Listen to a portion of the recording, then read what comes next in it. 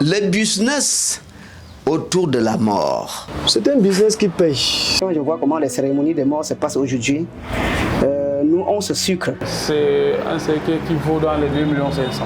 Quand on maquille un mort, c'est pas pareil que quand on maquille un vivant.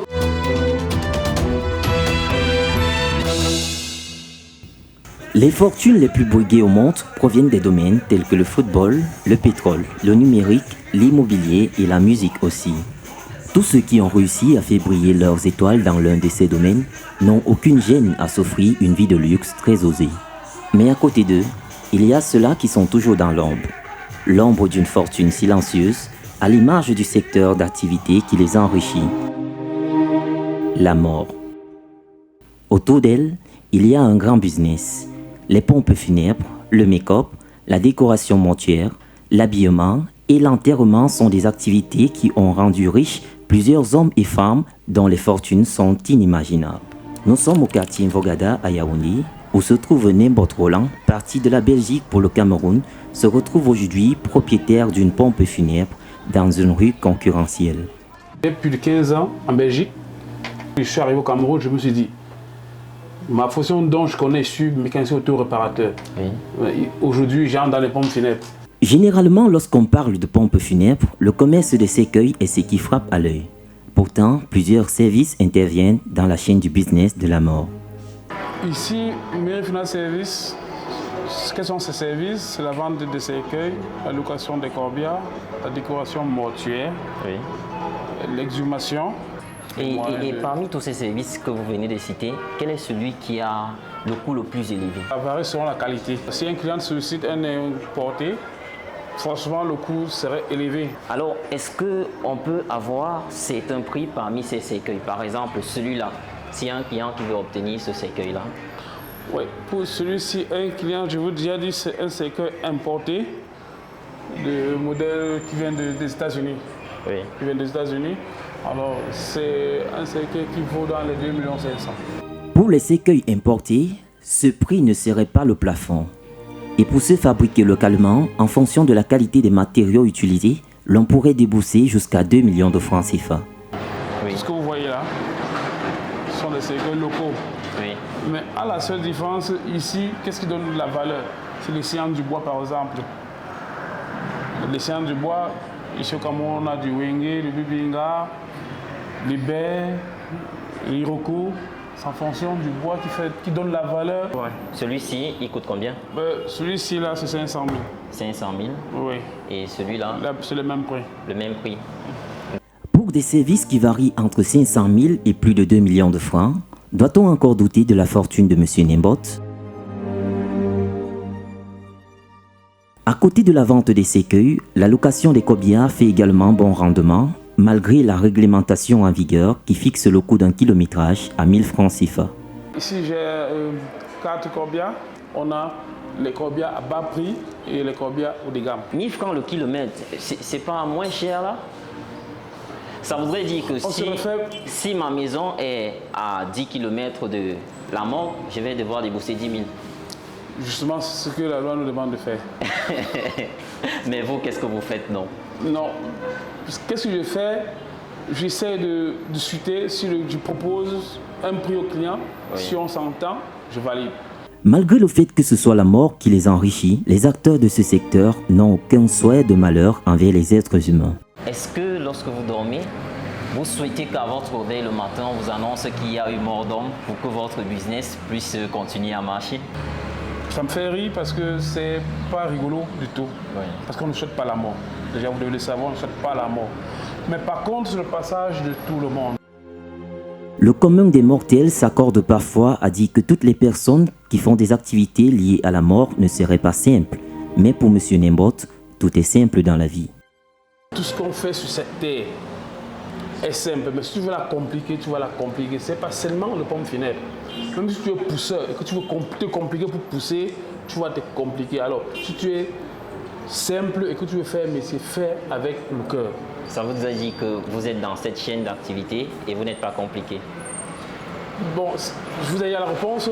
Je sais pas pourquoi vous me reposez une deuxième réponse. Donc, c'était une explication, ce n'était pas une affirmation. Bon, voilà.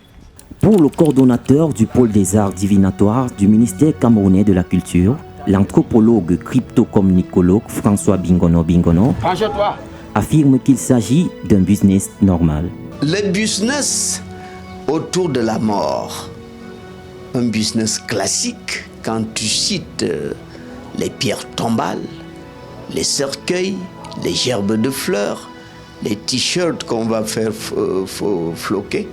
Il n'y a rien d'anormal. Là, c'est un commerce normal.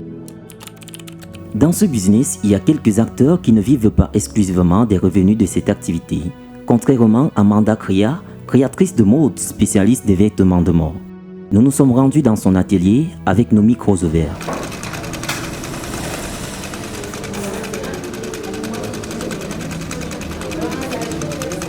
Souhaitant la rencontrer, son assistant nous fait savoir qu'elle s'est déplacée. Au téléphone, elle nous demande de la rejoindre à l'hôtel du Plateau, dans un restaurant chic qu'elle aime bien fréquenter. Installée, la créatrice de mode nous parle de son rôle dans le business de la mort. Concernant les programmes des obsèques, comme on appelle souvent, nous pouvons avoir les tenues, les uniformes de ce programme. Nous pouvons avoir la tenue du mort même. Parce que quand quelqu'un est mort, on doit l'habiller. Oui. Donc il faut sa tenue d'enterrement, il faut aussi l'uniforme pour ceux qui viendront au deuil. L'habit d'un mort est légèrement différent de l'habit de quelqu'un normal. Parce que quand on coule l'habit d'un mort, on va tout faire pour laisser le derrière ouvert. Manda Kria est la reine aux ciseaux d'or qui habille les morts selon les goûts du sort et même les vivants qui accompagnent ces morts dans leur dernière demeure. Et dans ce rôle, elle trouve son compte. Quand je vois comment les cérémonies des morts se passent aujourd'hui, nous on se sucre. D'accord, ça voudrait dire en quelque sorte que ce business florissant est très rentable. C'est rentable, bon.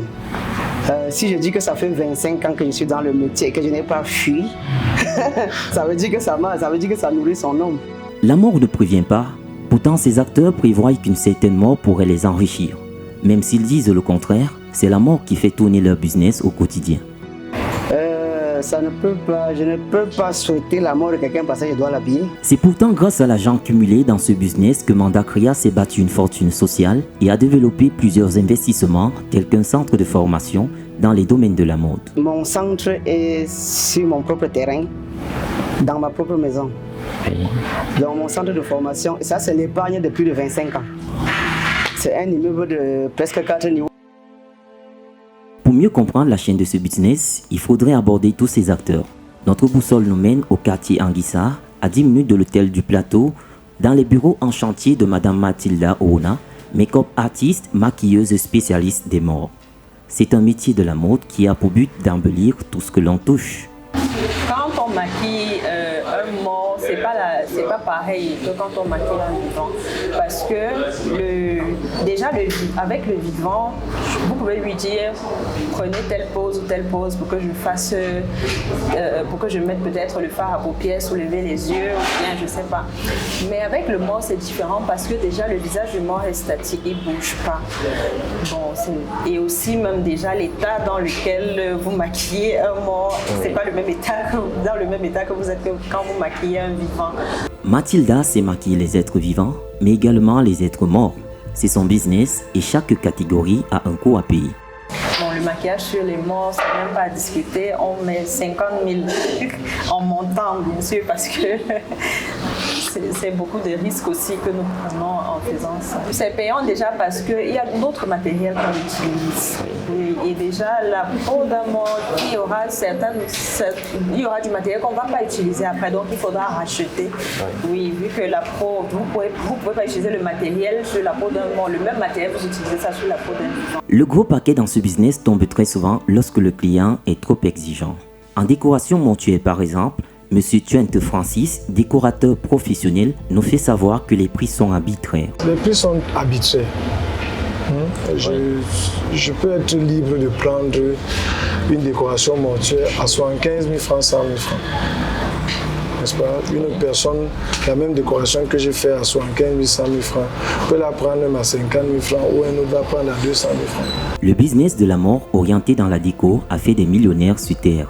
C'est un business qui paye. Ce n'est que la clientèle seule qui parfois dérange. Nous aussi, parmi nous, il y a certains qui dérangent, qui déçoivent sur la qualité du service. Du fabricant de cercueils au décorateur des maisons mortuaires, il n'existe aucun tunnel mystique qui leur permet de s'enrichir à partir de la mort. Pour l'anthropologue Bingono Bingono, c'est un business normal, mais parmi ce beau monde, il existe des nécrophages. Tout menuisier peut se mettre à fabriquer des cercueils. Tout sculpteur peut se mettre à décorer des pierres tombales. Il n'y a rien d'anormal par rapport à ce commerce-là, à ces gens qui fabriquent des gerbes, qui construisent des gerbes de fleurs et qui fabriquent des cercueils comme je l'ai dit. Non, il n'y a vraiment pas de problème. On peut apprendre ce métier-là. Il n'a rien d'initiatique. Sur la survenue du Covid, j'avais estimé que des gens devenaient des nécrophages, c'est-à-dire des gens qui se font de l'argent sur les cadavres. Il faut éviter de devenir un nécrophage, profiter du décès des individus pour se faire de l'argent. Des cadavres qui sont parfois enterrés dans les cimetières à un coût très élevé et faisant partie des activités qui permettent à l'Église d'avoir certains revenus, le père David Marie Antonkoumi, prêtre exorciste catholique orthodoxe, parle d'une action de vie pour l'Église. Moi, je ne parlerai pas de business dans le sens propre du terme, mais plutôt de paiement de certains honoraires qui encouragent aussi l'Église à grandir. Bon, au niveau, par exemple, des personnes qui déboursent des grandes sommes d'argent pour enterrer des corps dans les cimetières. Là-bas, on peut parler de business parce que là, l'Église a besoin de vivre, l'Église a besoin de grandir dans certains domaines et elle crée donc un système de production qui peut être l'aménagement d'un espace qu'on va utiliser comme cimetière.